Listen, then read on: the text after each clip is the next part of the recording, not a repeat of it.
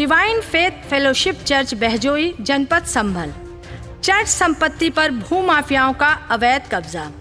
मसीही समाज के साथ बड़ा अन्याय, दोषियों पर कार्रवाई की मांग। Divine faith fellowship church Bahjoi द्वारा आयोजित एक महत्वपूर्ण प्रेस कॉन्फ्रेंस में चर्च नेतृत्व ने गंभीर आरोप लगाते हुए बताया कि चर्च की वैध संपत्ति दुकान संख्या 8 काट बाजार बहजोई पर भूमाफियाओं ने षड्यंत्र पूर्वक अवैध कब्जा कर लिया है और फर्जी विक्रय पत्र के माध्यम से रजिस्ट्री करवा दी है, जो स्पष्ट रूप से गैर कानूनी और अल्पसंख्यक समाज के अधिकारों का उल्लंघन है। चर्च के विकार जनरल रेवरेंड डॉक्टर राहुल उठवाल ने बताया कि उक्त संपत्ति चर्च की है और पहले श्री भगवती प्रसाद बजाज को वर्ष 2022 में 11 माह की वैध किराएदारी पर दी गई थी, परंतु किराएदार द्वारा संपत्ति को हड़पने की मंशा को भांपते हुए चर्च ने वाद संख्या 843/2023 माननीय सिविल जज चंदौसी में वाद दायर किया, जो अभी विचाराधीन है।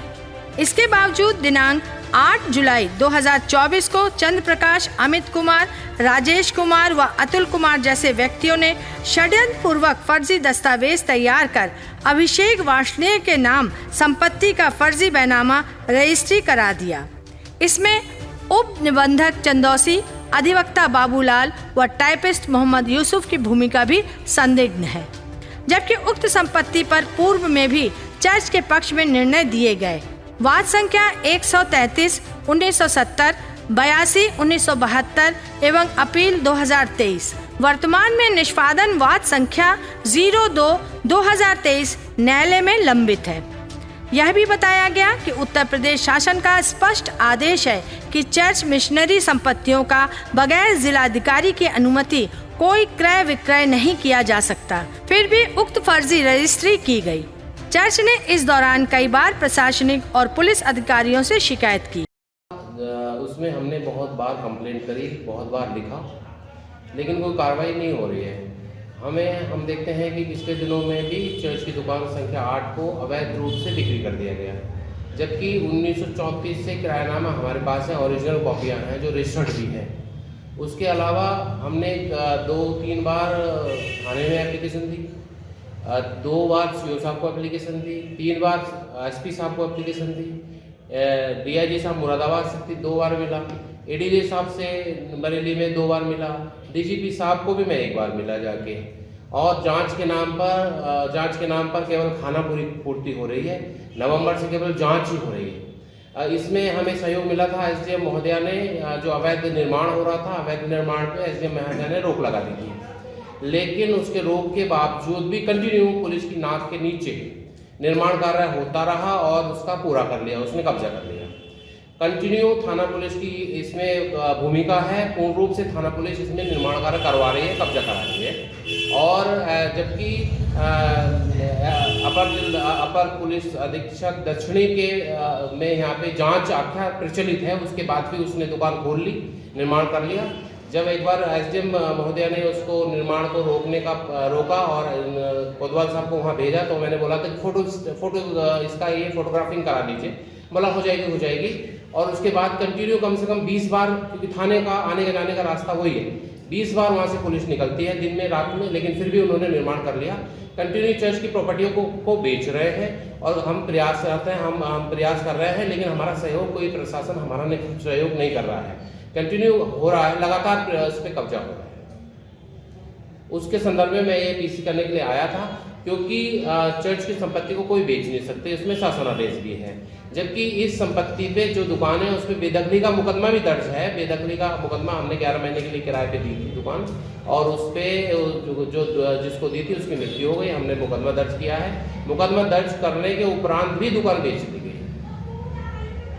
अब आप क्या चाहते हैं? हम चाहते हैं कि प्रशासन इसमें हस्तक्षेप करे, क्योंकि अल्पसंख्यक समाज यहाँ पे पिस रहा है और ऐसा प्रतीत होता है कि हमें यहाँ से पलायन करना पड़ेगा, क्योंकि हम बहुत दुखी हैं, बहुत परेशान हो गए हैं। हम प्रशासन से कंटिन्यू लिख रहे हैं। कम से कम मैंने 50 से ज़्यादा चिट्ठियाँ लिख दी हैं, लेकिन कोई हमारी सुन नहीं रहा है। और उसको कचरे के गटर में हमारा जो है, कचरे के डब्बे में हमारे एप्लीकेशन को फेंका जा रहा है और हम उस पर कुछ कार्रवाई नहीं हो रहा है। हम बहुत त्रस्त हैं, मछली समाज यहाँ पे बहुत ज़्यादा त्रस्त हो गया है कंटिन्यूटी से, क्योंकि पूरी जो दुकानें हैं वो अवैध कब्जा है।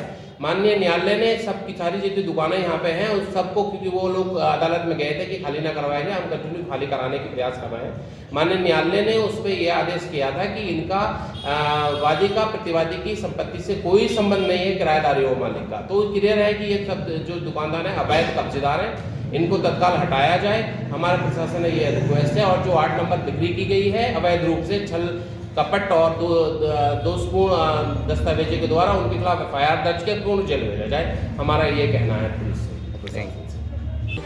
29/11/2024, 8/12/2024, 12/12/2024, 24/12/2024, 30/12/2024, 2 जनवरी 2025 व 17 जनवरी 2025 को लिखित प्रार्थना पत्र दिया गया, लेकिन अब तक कोई कठोर कार्रवाई नहीं की गई। उप जिलाधिकारी चंदौसी द्वारा किए गए अवैध निर्माण रोकने के आदेश भी निष्प्रभावी रहे। अपर पुलिस अधीक्षक दक्षिणी सुश्री अनुकृति शर्मा की जांच भी लंबित है। रेवरेंड डॉक्टर राहुल उठवाल ने चेताया कि भूमाफिया जल्द ही उक्त अवैध कब्जे वाली संपत्ति का उद्घाटन करने वाला है, जो मसीही समाज की धार्मिक भावनाओं, आस्था और कानून की खुली अवहेलना है। चर्च ने प्रशासन से निम्न मांगे रखी। फर्जी बैनामा पंजीकरण में संलिप्त सभी व्यक्तियों पर आपराधिक मुकदमा दर्ज किया जाए। संपत्ति की वर्तमान स्थिति यथावत बनाए रखने हेतु स्थगन आदेश लागू किया जाए एवं विषयगत दुकान को सील कर दिया जाए जब तक माननीय न्यायालय का अंतिम निर्णय नहीं आ जाता।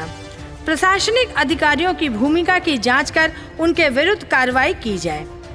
अल्पसंख्यक मसीही समाज की संपत्तियों की विशेष सुरक्षा एवं निगरानी सुनिश्चित की जाए।